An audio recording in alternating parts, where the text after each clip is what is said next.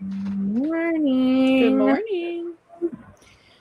What's happening? Rick has coffee and Scrivener ready. Yay. And Abby's working at someone else's house who has air conditioning. Good morning, Kenda. Kenda, is it cooler yet there? It's muggy today, and we're going to have over 90-degree weather. My Instagram just blew right past 200 subscribers yesterday, and it's at 221 now. Oh my gosh. I know. It's like exploding. I know. Fun. I have a theory about why it's working so well. What's the theory? My theory is that my name, my handle, for my username for Instagram is Book a Week Project. And I have this method that I've been using for a while now on other accounts too, but where you find an account that's very similar, has your exact target audience, and you just go through a couple times a day and follow 50 of their followers. Oh, and you've been doing that. And I've been doing that, and I have this theory that it's working it's working the best that it's ever worked for me right now. And I have this theory that it's working so well because of the name that I chose, which is the username pops up as Book a Week Project, which is a lot more intriguing than a notification saying Adrienne Grimes followed you. Oh. Right? So it's going to make people be like, oh, that's interesting. And they're going to click through more to look at my account. Oh, no. So I have and I think that's why this is working so well. I just have I chose a good name, and I'm posting good content too. I mean, posting the good content is important, but I'm getting people over through that method. Look at it. There's other reasons that people are looking at my stuff. I get followers every time I post something from that stuff too. But I'm noticing when I do that follow method, I'm getting people right away that start following me from that. So you have to help me think of a good name for my junk journal project. Maybe I'll just call it the Junk Journal Project. You could. You could. I love it. I was talking to Rick about that on our meeting yesterday because he wants to get on Instagram, and he was trying to figure out what name he would have for his Instagram account. And I was telling him about this theory that I had for that, about why mine is doing so well. And I think he said he was going to go with Georgia Island Mysteries. And I was like, that's perfect. With what? George what? Georgia Island Mysteries, because all of his books are set in Georgia. We're not set in Georgia, but they go to Georgia Island. So he started it yesterday. Good. So you got to find go start following John Grisham's followers. Yeah. Mm-hmm. Oh, he started it. Put the link in, Rick. Mm-hmm. Oh, I gotta get our timer up. Ooh, I had my second live sale yesterday. There were fewer people. I think it's all a learning. I thought it went really well, though.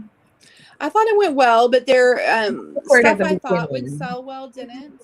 Yeah. And some stuff people just kind of walked. I mean, they got a really good deal. A lot of people because nobody.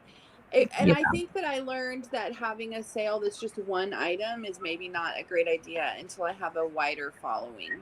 Mm-hmm.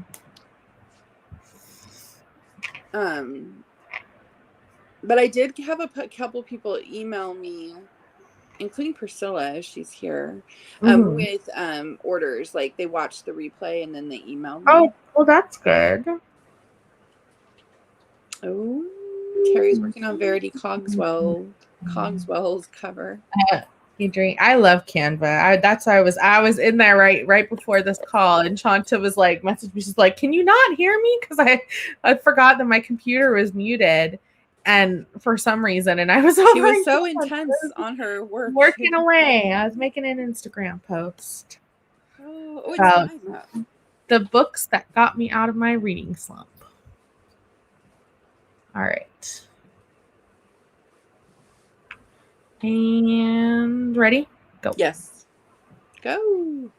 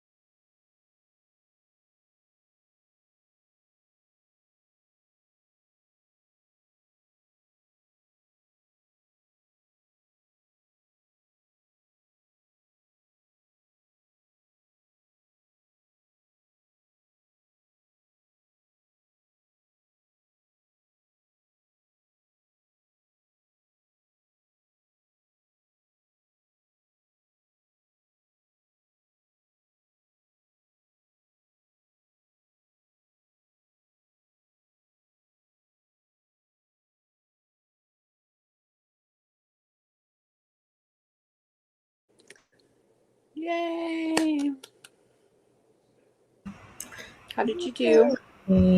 Oh, Bonnie had her surgery and it went well, and she's still groggy and sleepy, but and a little bit in pain, but slowly mending. I'm glad you're here, Bonnie. Thank you. I got 189. I've been working on a Medium post this morning because I got an email that to get the bonus for June, you have to have written 2 blog posts, and I've only written 1 in June, so I need to get another one out today. So I'll have to write on my fiction later today, but I wanted to work on this blog post, which is about building a new audience.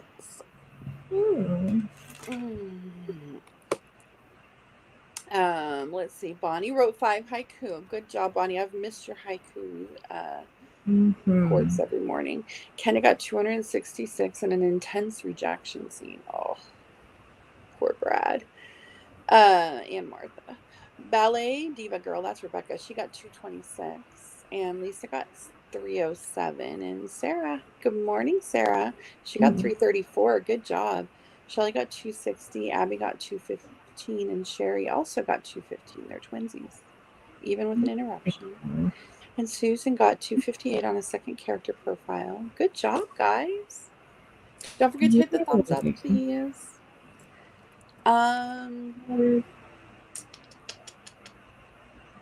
What else? What's happening today in Ninja Writers? We have our fiction co-working call at 6, and we have our basic tech call at 8.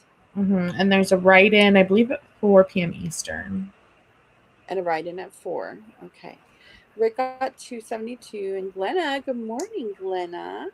She got 227. Good job. And Terry got 295 with one incredible kiss from a certain half fairy.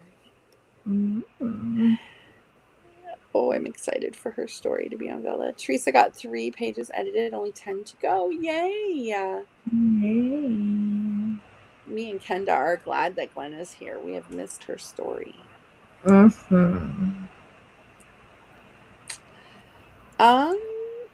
guys. So what's happening? Are you coming to the auction with me today? I think so. There's a fabulous orange vintage chair there that aids right now. I know. I do. I'm struggling with whether or not I need to spend the money on it. Do you need another chair? You're going to have a party to put butts in all your chairs. I know. Or just there's a fantastic map there.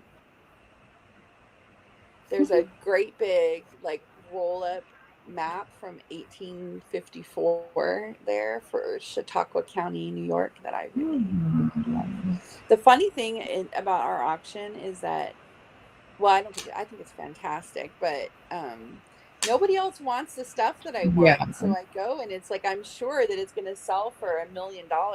Wouldn't anybody want that big map? And then nobody else bids on it. So I get it super cheap sometimes. I feel like that chair is going to be one of those. It does not seem like the general style of this. Right. Area. Yeah, some stuff you don't know. That's the fun part about auction. But I like our auction because sometimes an auction will start with a reserve that's pretty high. The first bid has to be a certain high, and ours goes all the way down to $1. So it's thrilling. It's fun. Ooh, I found the best used bookstore. Oh, you did. Sunday, and we're going again on Thursday, I believe, right? I would like to. I think we should. Yes. It was great. It had I found an old copy of The Scarlet Letter there for $3. It was so fun. Rick, your mission is to post something today so that tomorrow you can share it and we can follow you. Mission. Do you accept it?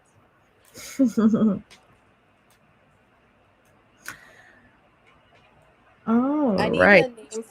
I need a name for my junk journaling / live sales Instagram.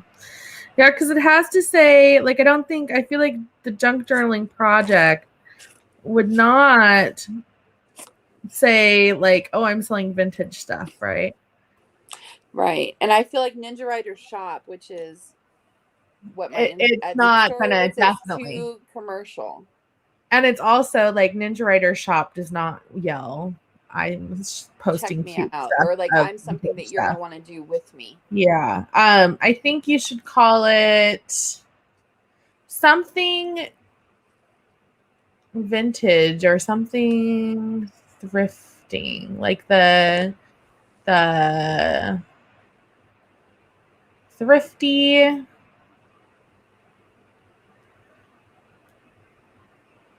writer. I don't know. We'll figure it out. The thrifty writer. The thrifty writer. The vintage Ninja Rider thrifts. Maybe. The thrift ninja. The auction ninja. Vintage thrifter. Pat said. Well, Pat, I'm shipping out everything from my sales tomorrow, so your magazine is coming. I couldn't believe when I found that magazine. It's like exactly what Pat's writing. The Thrifty Ninja. I like the Thrifty Ninja. Yeah, that could work. It just has to be something that's going to tell your audience, like, the thrifty exactly could what just you're mean posting. that I'm cheap. Yeah. The vintage. The vintage ninja could just mean that I'm old. I know. It has to be. I think it has to be, or my theory is that I like Thrifty Ninja, but do you think if you saw that and you didn't know me, you would just think that I was like doing a personal, like, if finance? the Thrifty Ninja followed you randomly, would you ignore it or would you stop what you're doing and check it out? Thrifty Ninja. Thrifty Ninja. The thrifting. Oh, David got 241. Good job, David. I think I'm gonna try doing another like last week at the auction before it started. I just turned on I did a live stream and just showed what was there. But then I did another one after of what I actually got, and that one was very awkward. I don't think I'm going to do that again. It was too hard to do it. Like while people were trying to get their stuff. But I think I'm just going to show. And then on my Instagram, I can actually show the stuff I won.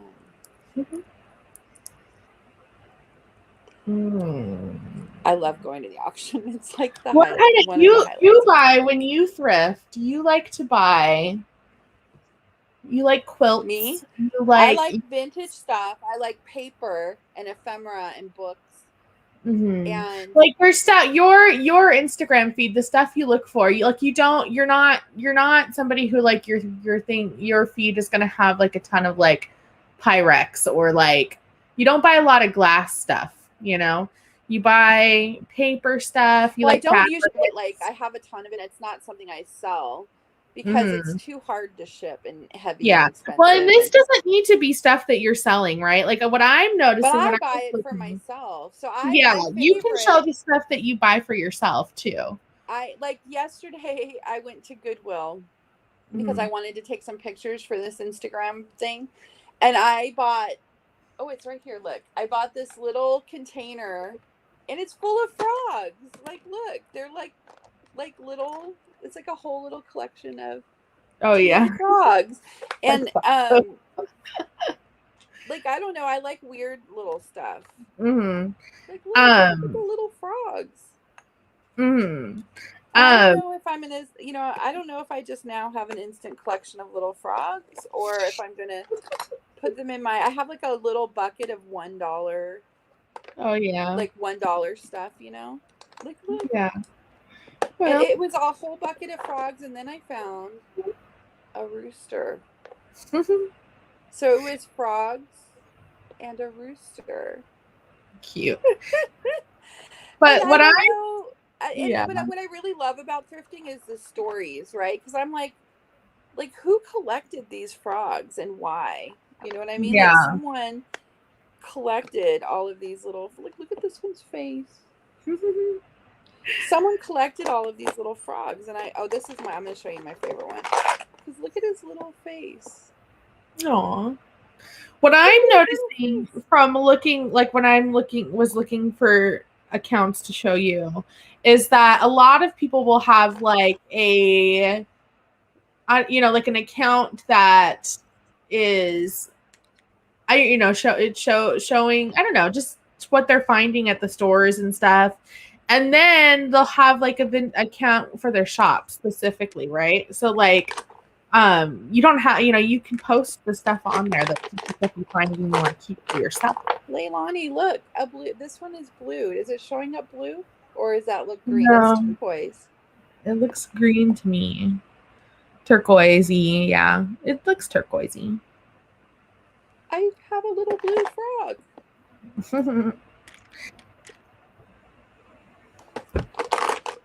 Call it the Bohemian Thrifter. The what? The Bohemian Thrifter. The boho. Yeah, I wonder if I can think of a name that has to do with the stories. Mm-hmm. Look, the story thrifter. This is so funny to me. This one is a little mama, and then look, she has babies that have the same little face. 2 of them. Like, look at their little faces. That's cute. I know. Yeah. I love the word bohemian too, and it's my aesthetic. I like kitschy stuff, like silly stuff. Not silly isn't the right word, but it's very, very interesting to me that where we live now, there's a lot of like older stuff, Victorian type stuff that I didn't have access to in Nevada. Like it just wasn't there.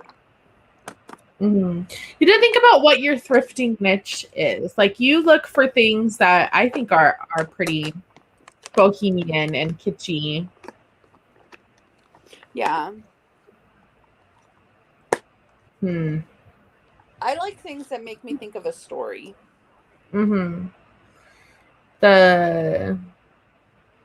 story thrifter, though, I feel like doesn't tell. Andrew said the ninja thrifter sounds a bit more like, check me out, I'm a ninja at thrifting so fast all you see is my back as I leave the store.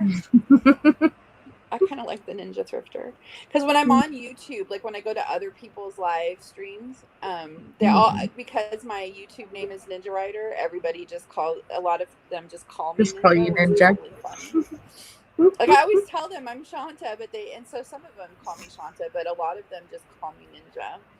And some of them say, I know your name is Shanta, but I like Ninja better. The thrifting. And it's the frogs are super cute, but it's kind of funny because when you are on an auction, so a lot of these live streams that I've been going to have been live sales or auctions, so I can watch how they do them because I want to do them on my own channel. And when you come in and get something like at the last minute of an auction, they call that being a ninja. So it fits. Yeah, I think I have to stick with ninja. I kind of like the ninja thrifter. Yeah. I'm a ninja whether I want to be or not. Anyway, I'm having fun.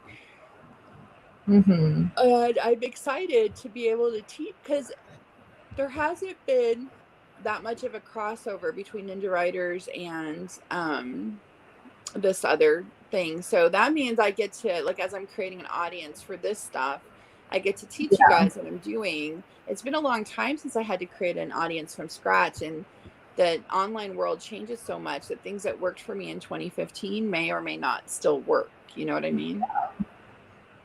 Well, and creating a adjacent presence in a community that is going to have would like to read your stuff. So like if you're writing these short books on thrifting and finding vintage things and junk journaling and stuff. And so putting yourself and inserting yourself in an adjacent audience that has your target audience for like your main thing, that's a marketing technique that works. I think so too. And I'm writing this Medium post right now about this, and I think that I think that there's not been a huge crossover between ninja writers and, let's say, the ninja thrifter. But I feel like there may be a bigger crossover the other way. Because I like, in my experience, by Andrew, my experience is that most of the time when I talk to anyone, and when I tell them I'm a writer, I would say at least half of everyone says, "Oh, I want to write a book someday." Like, most people have, like, at least in the back of their mind, want to write. So my guess is that more people will cross over the other way. Like, if I build an audience for this thrifting thing, that there will be some writers in there. Yeah, I agree. All right, we are way over, so I'm gonna let you guys go. Have a fantastic rest of your day. I'm gonna go work on my invoice. Bye, Teresa. Bye, everybody. We'll see you tomorrow at 10 a.m. Eastern.